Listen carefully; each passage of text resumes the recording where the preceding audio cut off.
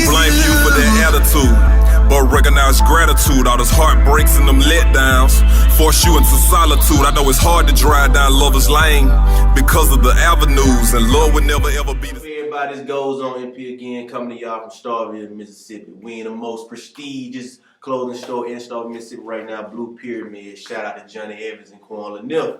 Today I'm here with Mr. Trust Issues, Mr. Blackjack, Mr. Reckless, Varus Bell. I'm gonna let him introduce himself and say his little piece before we get this thing started.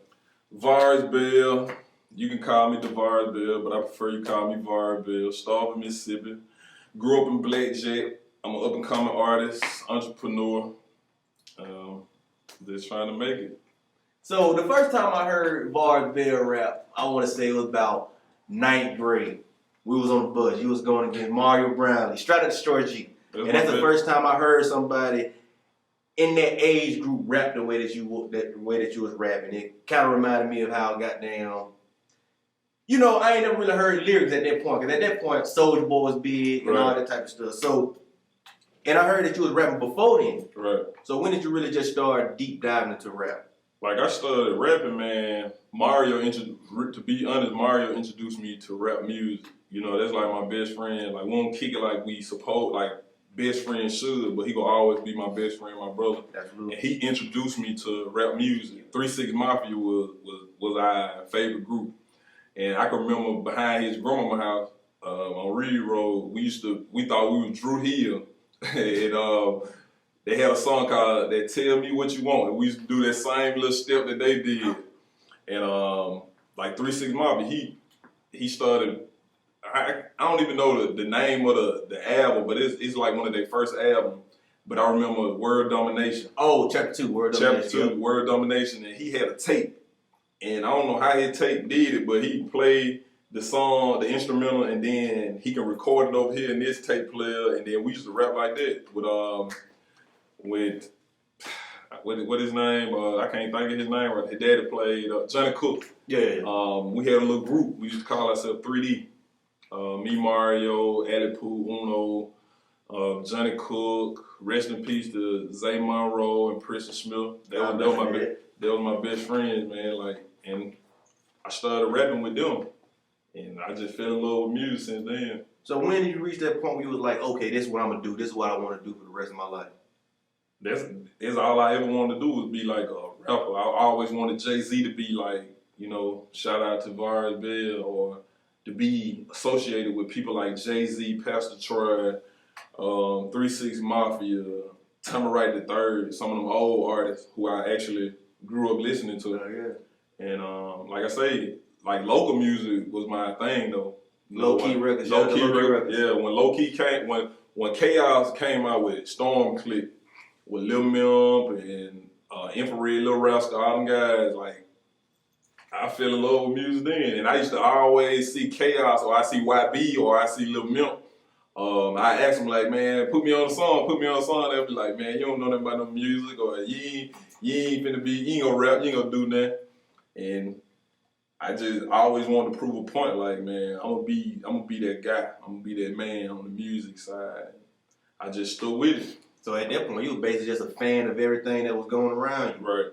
So, all right, we talked about how long you've been rapping. So basically, you've been rapping at 2 different periods. You was rapping at the point where you had to print out your own discs, sell them that way. Right. And now we're in the social media stage. Right. And we already know how your social media presence is. Right. So let us know how important social media is to you as far as pushing your brand, and how that transition from that old analog stage to this digital world is now.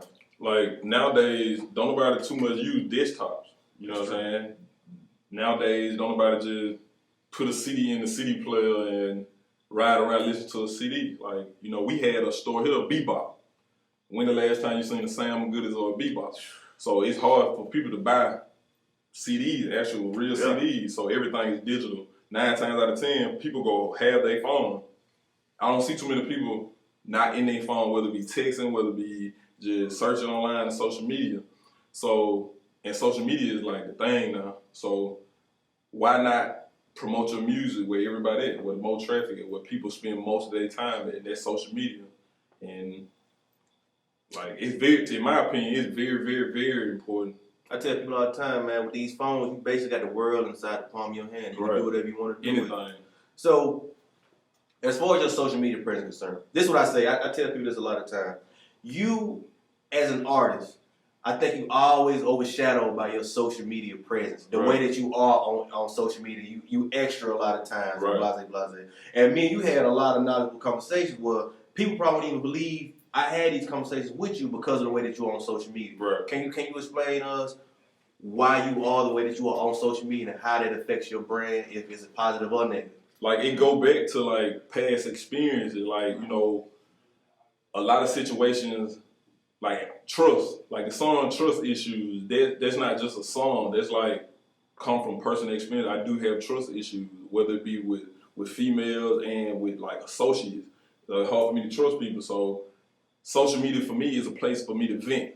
Like, it's a place where I can speak freely, and I feel like I'm going to be judged no matter whether I speak it to you or whether I speak it to my brothers or my cousin. I'm going to be judged based on what come out of my mouth. Absolutely. But with social media, it's like that's my opportunity to say what I want to say, when I want to say it. And I know it's somebody out there who can relate to what I say. Sometimes it be funny. Some people might look at it as being extra. Some people might be like, man, you going too far. But I be saying what people afraid to say. You know what I'm saying? I just I'm very blunt, and I speak my mind. And, you know, sometimes people take it the wrong way, but the whole time some truth in everything I say. Yeah, and your personality shows in your music also. So, at the moment you're incarcerated. Right. You mind giving us a little insight on that? Yeah, I'm currently incarcerated. I got convicted in 2013 of sale of marijuana times 4. They gave me 20 years, 15 to serve, 5 on papers. And hopefully I'll be out soon, within a couple months, because of parole and stuff like that. And selling drugs is a non-violent charge now. So you're only supposed to serve 25%. So they gave me 20 years, 15 to serve, 5 on papers.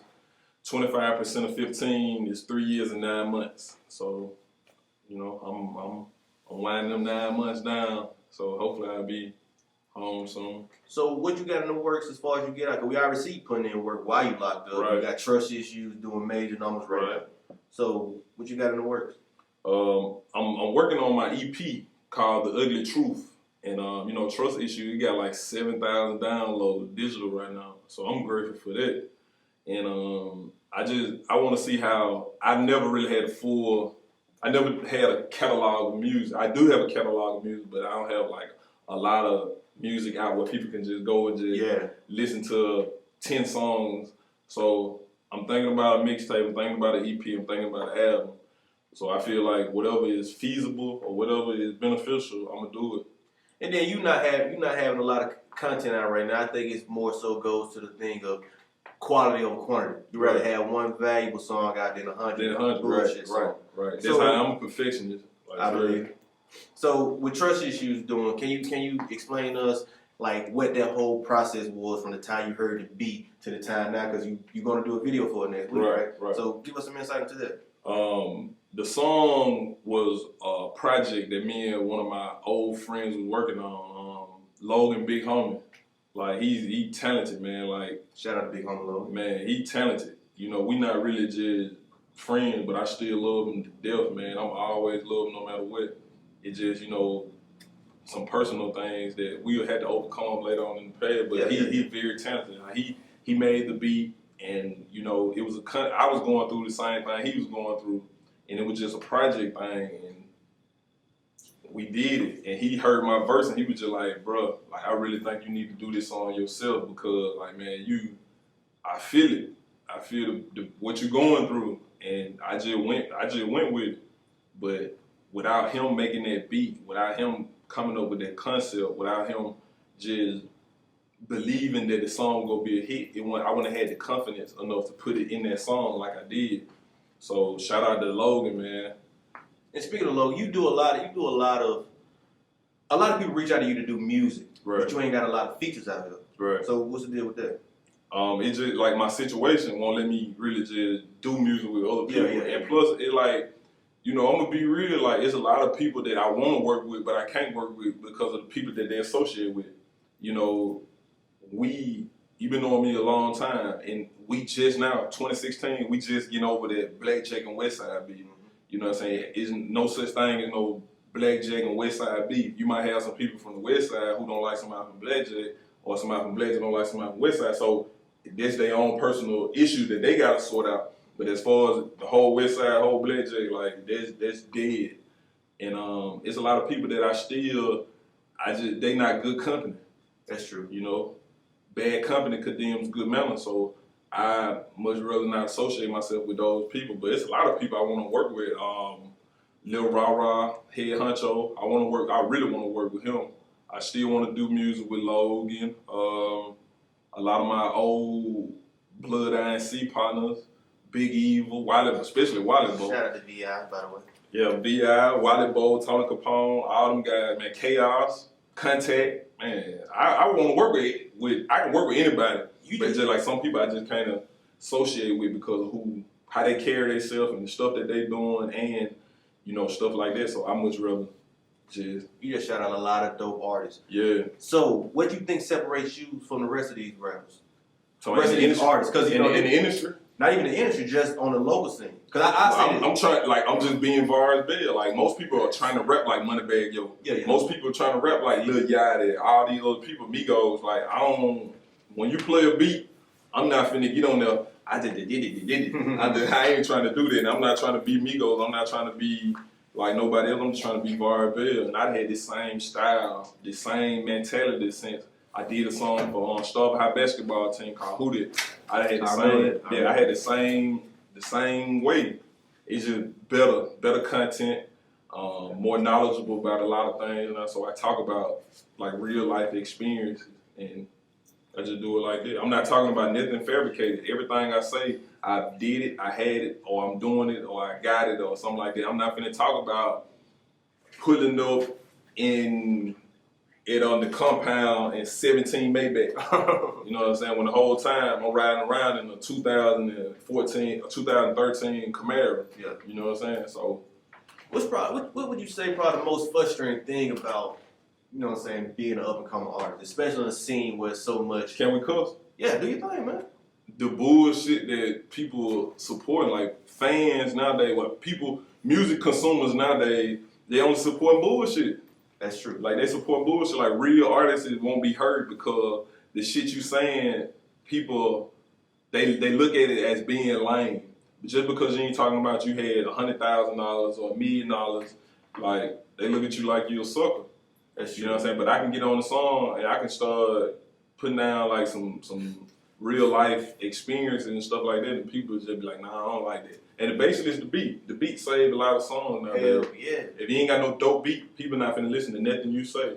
I say all the time, man, there's a difference between an artist and a motherfucker that just want to rap for hobby. Right. I consider you an actual artist by the way that you treat every song that you create like your baby. Right. And I hate to keep going back to Trust Issues, but I feel like the way that Trust Issues is moving, that's the way that the song's supposed to be carried. Right.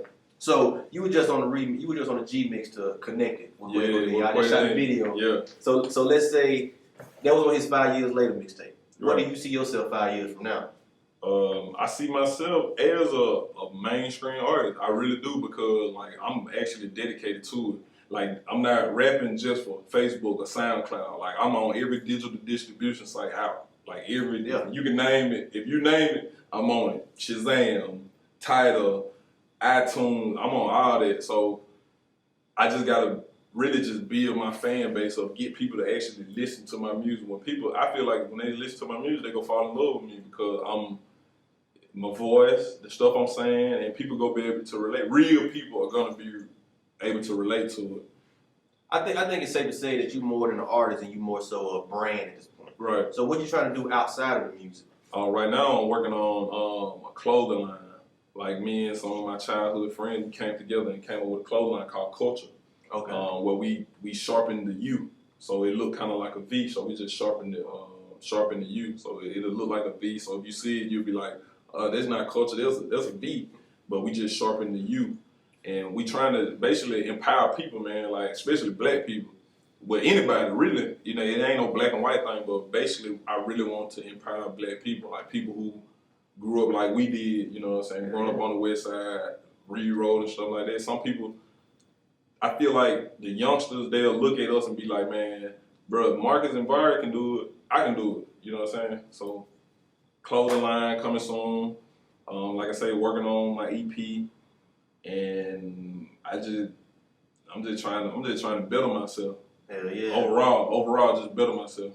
What advice can you give other artists that's in your similar situation? Man, stay true to yourself. Like, stop trying to be other people. Like, stop trying to do what other people do. Just do you. If you do you, it's easy to be yourself than it is to like pretend to be Meek Mills or be Drake or something like that. It's hard to be them guys. You know what I'm saying? So it's easy to be yourself. And my advice would be them: if you go do it, like they say on Lean on Me, if you go do it, don't fuck around with it. Do it expeditiously. Like, do that shit. Like, put everything that you want into it, because music can also be a liability. Like, if you working a job every day and every now and then you spend $200-300 on a song, because you got to pay the producer, you got to pay the record, you got to pay the mix, you got to pay the master, you got to pay to promote, you got to pay to get it coded, you got to pay to get it registered. Like, that's a lot of things, but you can't do music and try to take care of your kids on a minimum wage job. So if you're dedicated about it, you gonna have to skip some bills. You ain't gonna be able to just be able to be a bill pay or something like that. So you gonna have to take some sacrifice. You got to make some sacrifice. Overall, you got to make sacrifice. See, that's type of shit. Like, that's knowledgeable, tangible information instead of just like, go out there and do it. You telling people that you gotta have this stuff ready, so you gotta do it. It ain't just about going to the studio making a song and putting it on SoundCloud. Cause who go hit on SoundCloud? That real. Like, who go hit on Facebook? You know what I'm saying? Like, it's more to it than people see. People only see SoundCloud. People only see Facebook or them little $200-300 video on Facebook. Like, that shit is more to that. Like, how can they track you if your music not coded? Like, you know what I'm saying? SoundScan, BDS. Royalty statements, BMI, you know what I'm saying? So, like, how can they track your music? You're not even on the radio. Like, how can you get paid royalties off your music? You know, royalties last up to 70 years. So, 70 years from now, do you think your music will be being heard? So, I try to make music like J. Cole said on his last album, Dreamville. Nah, not Dreamville, Forest Hill Avenue. Oh yeah. He said at the end on his credits, he was like, you only do classics. So he said from now on, he only doing classics. You can take J. Cole's CD, his Cold World to Villuminati to Forest Hill Drive up into the one he just dropped, All Eyes on Me or whatever. You can take those things, you can put them in the archive, and they're gonna be around 70 years from now. Yeah. But I won't speak no names on no other artists, but if you take their music, you think it'll be around 70 years from now? Once the generation shift again, like the 2000 baby become adults, you know what I'm saying? Or the 3000 baby, when they come adults, do you really think people be listening to such and such, such and such, such and such? The music coming out now, I just call them songs for the weekend. Yeah. That ain't that I'm trying to hit 2-3 years down the line. Yeah. Because I'm not feeling that. I just did it. That little flow right there, I don't even know what you're saying. They chasing the dollar and not the dream. They don't care about the culture. That's just my opinion. If you cared about the culture, you'll take more. You'll dive deeper into your craft and actually make it something of value and not just something of temporary, you know what I'm saying, restraint. Right. So I'm gonna leave this question up to you, man. Just speak your mind, do your shout outs, do whatever you need to do, just the floor open. Like, I just wanna say, man, I'm Varus Bell, and people never, ever, ever, ever in life listen to what someone else say about a person and base that off how you feel about a person. You know what I'm saying? So if someone has something to say about me, you know what I'm saying, don't believe it. Like, if you got a problem or if you have any concerns or issues, ask me. You know what I'm saying? Don't go to somebody else for information about somebody else. Like, go to that person. And, you know, like, love yourself. Be yourself. Be an individual. Don't be nothing else. Follow me on all my social media. You can do my Google me, Varus Bell. VARUSBELL. And there you have it, folks. Up and coming artist Varus Bell, got a lot in the works. Y'all be keeping in touch with him. Like Shop Blue Pyramid, man. Exactly. Shop Blue Pyramid. You haven't Shop Blue Pyramid. What's the address? 500 Russell Street. 500 Russell Street, Starkville, Mississippi. Y'all come get y'all some gift. 100. Goes on out. I wish I don't blame you for that attitude, but recognize gratitude. All those heartbreaks and them letdowns force you into solitude. I know it's hard to drive down lover's lane because